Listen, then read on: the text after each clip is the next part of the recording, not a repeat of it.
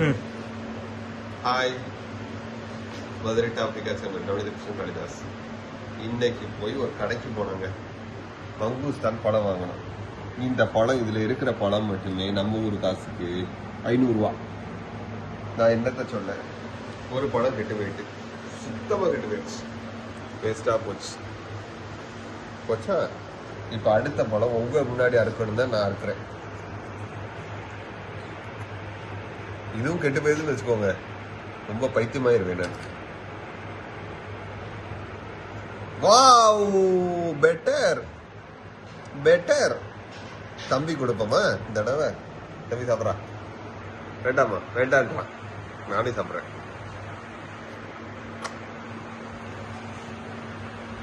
புளிப்பு, ரொம்ப புளிப்பு.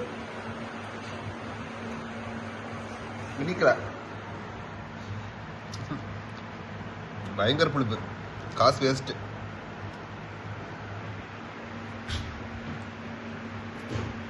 புளிப்புதான், என்ன பண்றது?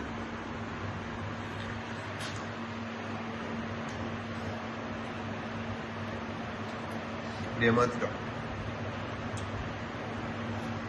அடுத்தது ஓப்பன் பண்ணுவோமா வேண்டாமான்னு யோசிச்சுட்டு இருக்கு.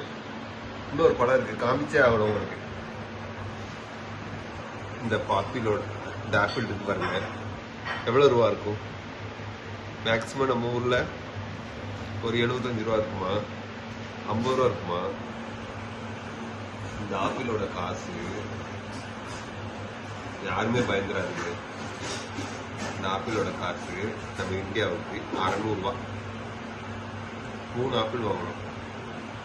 3 ஆப்பிள் 1700 ரூபாய்க்கு வந்துருச்சு. ஏன்னா இதுல என்ன இருக்குன்னு தெரியல. பயோன்னு எழுதியிருக்காங்க,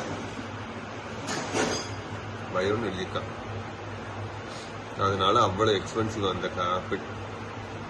ஒரு மருந்து போடாம தயாரிச்ச ஆப்பிள்.